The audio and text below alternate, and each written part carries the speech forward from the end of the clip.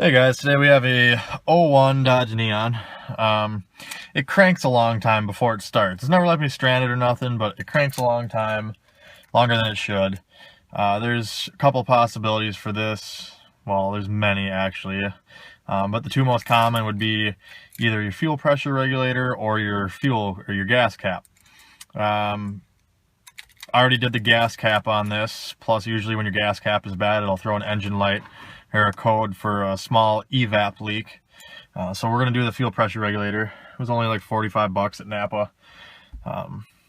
So I'll show you how it takes a long time to crank.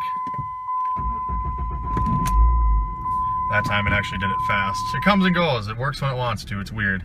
Normally it'll crank at least 3 times that.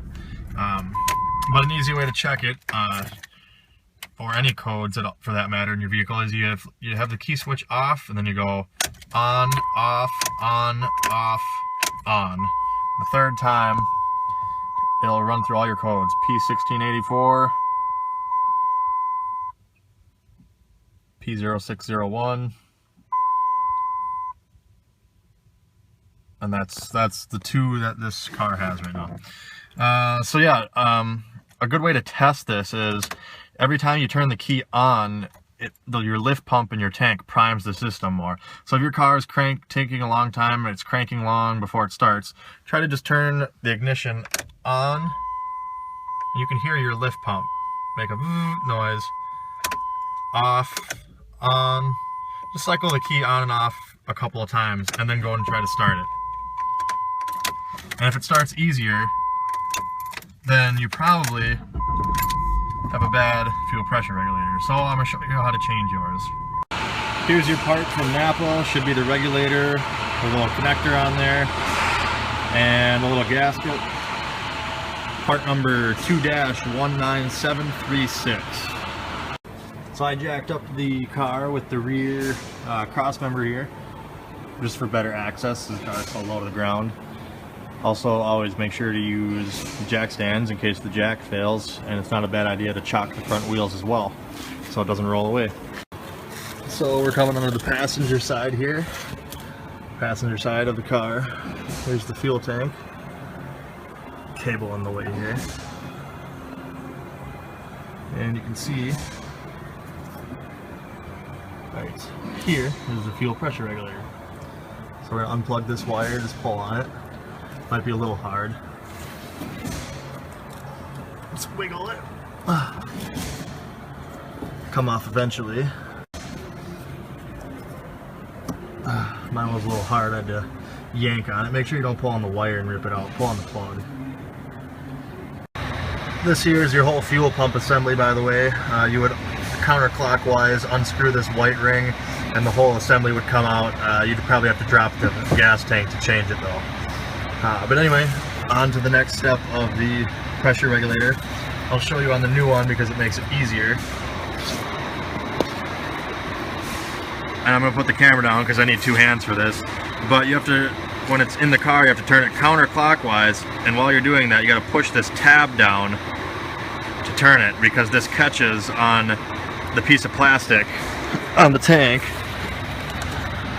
that it threads into, and if you don't push this tab down, you're not going to be able to unscrew it. So I'm going to do that now. So you might have to really man up to push that tab in.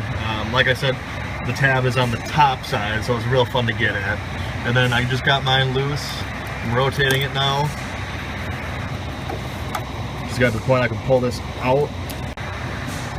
And here comes the fuel.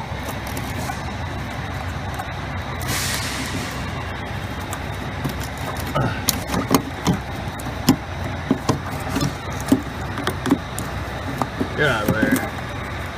Now we can take and push this tab and the one on the other side together at the same time and slide this collar off. Whatever you do, do not break this blue piece because your new regulator does not come with it. So like I said, you're going to push together, pull on the line.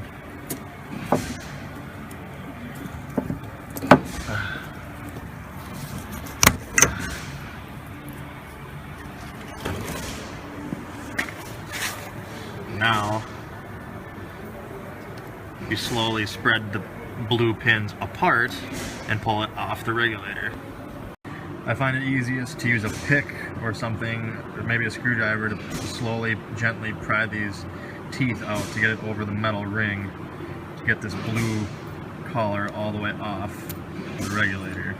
Also notice that the old regulator, the gasket didn't come off, so make sure you get that off the tank before you put your new regulator on. There's my old one, fell on the ground. If you've made it this far, now's the easy part.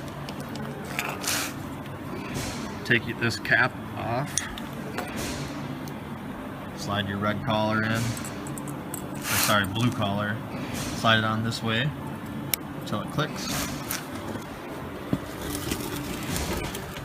Put it up in there, same way you got the old one out, twist it, and hook your line and your wire back up. So we're gonna get the teeth here lined up with the notches there, push in, turn clockwise until it clicks. That little chintzy tab click in, and then you take your line here,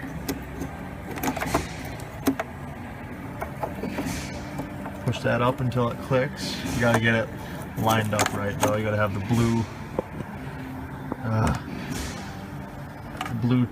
tabs lined up the same direction as the cutouts in the plug here. There you go, click in. Take this stupid wire, plug that back in. Right there. Now I've lowered the car back down. Every vehicle is different for how long the lift pump runs. On the Neon it's not very long, so what you're going to do is you're going to key the switch on, wait a second, then off, then on, and we'll do this about 5 times. Just to build up all the pressure we lost from doing the regulator, and if we've done everything right, it should start up fairly easy. Pops right off. Hope this was helpful. Like and subscribe.